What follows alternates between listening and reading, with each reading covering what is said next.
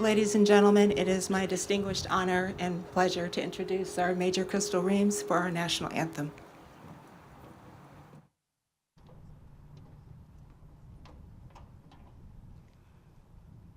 Oh, say, can you see by the dawn's early light what so proudly we hailed at the twilight's last gleaming, whose broad stripes and bright stars through the perilous fight o'er the ramparts we watched were so gallantly streaming, and the rockets' red gleam, the bombs bursting in air, gave proof through the night that our flag was still there.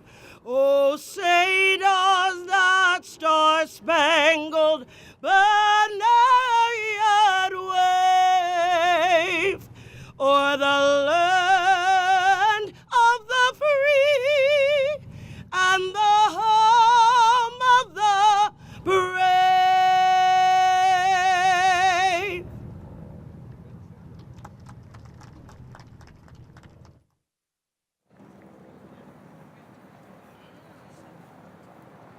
Well, good afternoon and welcome. I am Dr. Sol Levin, the CEO, Medical Director of the American Psychiatric Association.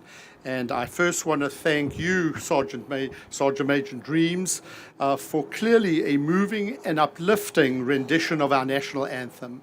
Truly, it gives the spirit to what we're about to do here today.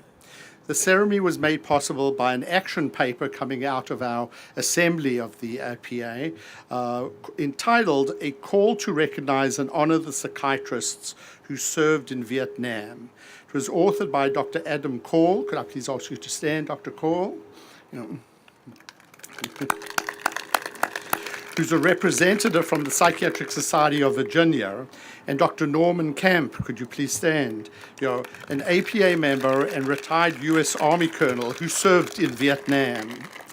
I want to do a special thanks is due to Dr. Camp, not only for his work on the action paper, but also for providing the contact information and addresses of so many of you who are here today, of the Vietnam veterans who fought in the war or who were injured in the war.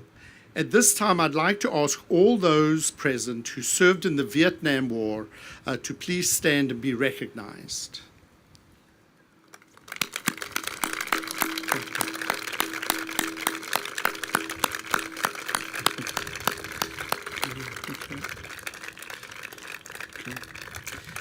Thank you.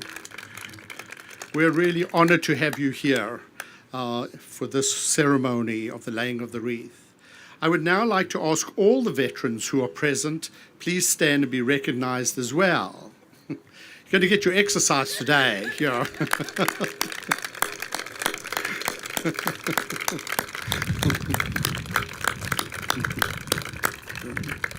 Thank you. One more to go. I listened to my Chief of Communications who served, as well. I'd now like to have all the active duty service members to please stand now.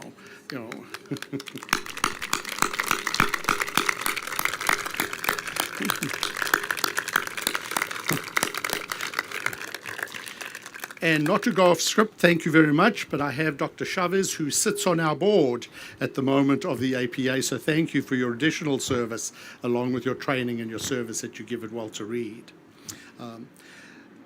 I know we have several psychiatrists and active duty service members from Walter Reed, and I really want to thank them for making the ceremony, taking time to come here, knowing that you're missing your regular duties there, and I really appreciate, as do we all here. I want to recognize one of our guests of honor, and that is Mrs. Cynthia Livingston. Could you please stand, Mrs. Livingston?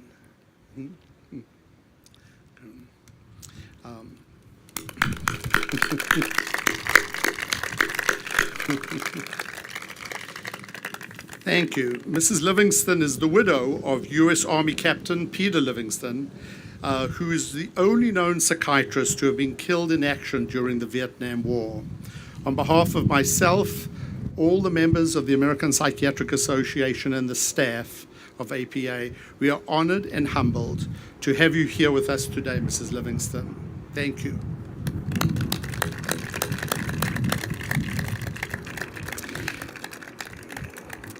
Captain Livingston's name is etched on the Vietnam Veterans Memorial Wall on panel 38 West, line 12, alongside many others who made the ultimate sacrifice to our service in our country.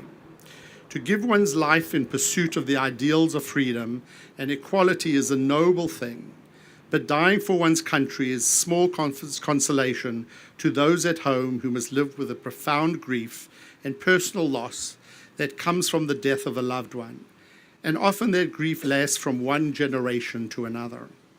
Each name on this wall who sacrificed their lives so that ones they left behind could live in a free society. We owe it to them to live our lives to the fullest potential and never stop our pursuit of freedom, equality for all people, and above all, mental health and substance abuse care and treatment for all of military service members, veterans, and the nation. In recognition of their sacrifice and in honor of the service of all those who served in Vietnam, we will lay a wreath at the panel 38 below Captain Livingston's name at the conclusion of the ceremony. It is now my honor to introduce Dr. Bob Patterson, Speaker of the APA Assembly, the governing body that first approved Dr. Camp's action paper. Thank you.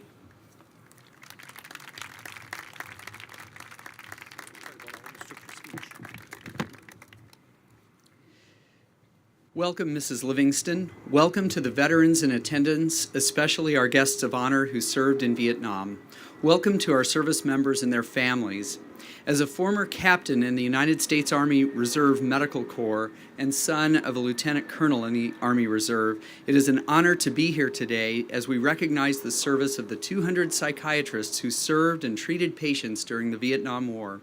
I'm here today representing the APA Assembly, the governing body that first approved Dr. Call and Dr. Camp's action paper that was the genesis of this event. The Assembly represents the district branches and state associations of the APA and recommends actions to the Board of Trustees. We're a very diverse group made up of a wide variety of voices and ideas from all regions of the country and psychiatrists at every level of their career. Usually when we discuss action papers, they're written on issues like increasing access to care and improving treatment that we deliver to our patients. In a group like ours, with so many differing points of view, those discussions often involve a good deal of healthy debate. In the case of Dr. Call and Dr. Camp's action paper, we were very united because we were in the belief that not only was the action it requested a good idea, but it was the right thing to do. 200 psychiatrists, including 2 women, were called to serve in the Vietnam War across the Army, Navy, and Air Force. 2/3 of them were citizen soldiers who joined military service through the draft, while the remainder trained in military programs. When they arrived in Vietnam, they faced a set of military moral and mental health challenges that up to this point were unprecedented, making the job of treating soldiers in combat all the more difficult. The nature of the combat in Vietnam was unlike any the U.S. military had encountered in prior conflicts and had different effects on our soldiers. Psychiatrists were forced to adapt to treat the traumatic stress reactions soldiers had to combat in Vietnam through a combination of traditional approaches that were often augmented with first-generation psychotropic medications. The nature of the conflict necessitated a great deal of improvisation with these medications under wartime conditions. By 1968, social upheaval and the growing negative public opinion at home and the Tet Offensive led to a marked decrease in the morale and higher levels of dissent among the troops. By 1972, nearly 1 in 8 soldiers was medically evacuated from service in Vietnam for psychiatric conditions, most commonly drug dependence. These doctors performed their duty in the face of enormous personal risk and professional challenges during the Vietnam War. They were devoted to providing the best possible care to their patients, encountering and overcoming many hardships in the pursuit of that end. Today, we recognize their selfless service both to their country and to the soldiers, sailors, airmen, and Marines that they treated during the conflict. It is now my honor to introduce the APA President, Dr. Altha Stewart.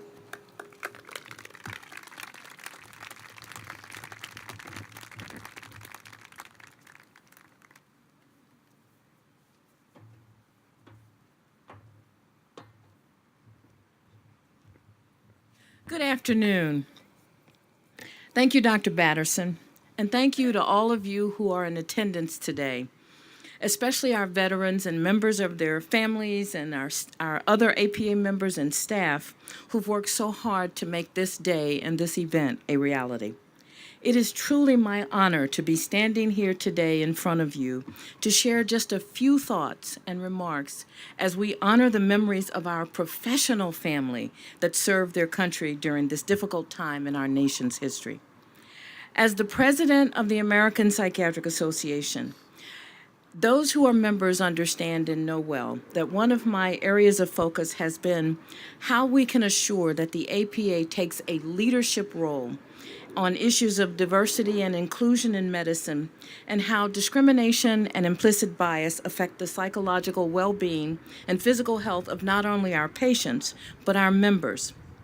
Part of doing that, though, involves taking a frank and honest look at the history of our profession, our association, and our society. There are times in our past when we may not have done as good a job as we might have wanted in addressing some of the realities that occur in the lives of many of the people, including minorities, underrepresented groups, and also our veterans. There was a great deal written about the social upheaval during the time of the Vietnam War. It is well documented, and even today in the audience, there are those who have documented the experiences of some of the psychiatrists who served during this time. But there are also some untold stories about that period of time. In leading up to this event, a dear friend, Dr. Billy Jones, who is my mentor and friend and colleague, a distinguished life fellow of the APA, and one of the 200 psychiatrists who served in Vietnam, sent a letter to us in leadership detailing his experience working as the director of the mental health clinic at the Long Binh Stockade in 1969 and 70. Now, I'm not a military person, so a stockade for me is a kind of a military prison facility. When Dr. Jones took on this assignment, however, the population at that stockade was more than 50% Black. To put this in context, only about 15% of the personnel serving in Vietnam at the time identified themselves as Black. He had interactions with the men in the stockade that made it clear that for many of them, they felt the discrimination firsthand, and that they felt they were more harshly punished for minor infractions, received stiffer punishments than their white service mates, something that is all too familiar in our system and our society today. In his letter, Dr. Jones relates an incident where there was a group of Black soldiers in the stockade who staged a sit-in to protest their treatment. The commander feared there would be a riot, and he sought out Dr. Jones' advice. As a psychiatrist, he volunteered to go in and talk with the soldiers and was able to achieve a peaceful resolution that made it okay for the soldiers to have their moment to complain without the fallout that that kind of complaining might otherwise have garnered them. So as we gather here today, in a situation in society where there are similar issues, where there are similar challenges, and where psychiatry is once again called upon to offer our skill, our expertise, our understanding of these kinds of issues in the social context of our country. This is not unlike the kinds of issues that were faced by many of you in the 60s and 70s while you served in Vietnam. Certainly, we've made some progress over these years, but there are many things that we still have to accomplish in order for us to have the kind of open, free society that all of us aspire to in this country. We are here today to honor the men and women who made the great sacrifices in service to their country during wartime. We will do credit to their legacy going forward if we can learn together how to not fall into the same difficulties that served as barriers then when it comes to taking care of patients, as well as promoting the ideals of freedom, equality, and inclusion for all peoples. It is an honor to stand before you today to say thank you for your service then, and to the active service members, thank you for your service today. Now, Dr. Levin, Dr. Patterson, and I will accompany Mrs. Livingston to the wall to lay that wreath in honor of all the psychiatrists who served during the Vietnam War. We ask that you remain seated until we return from laying the wreath. Thank you.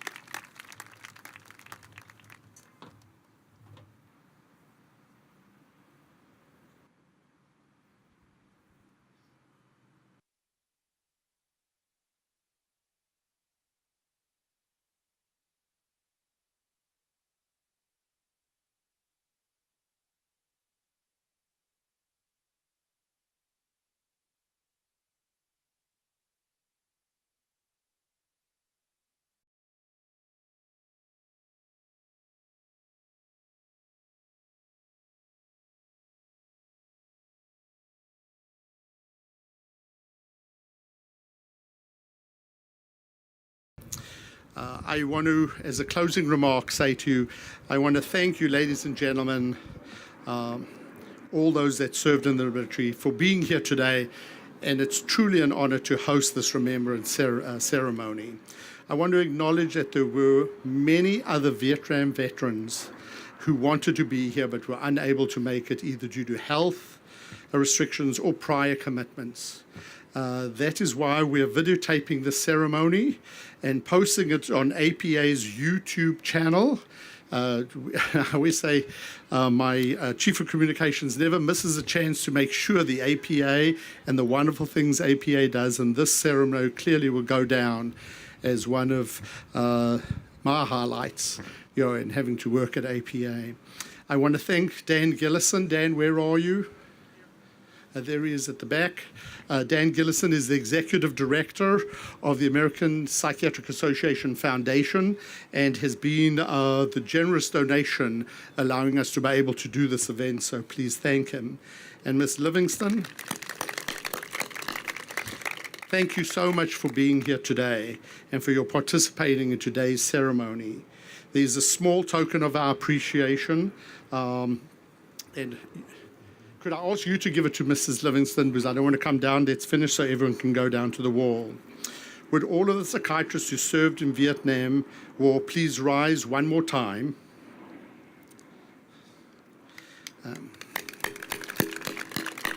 Thank you so much for being here today.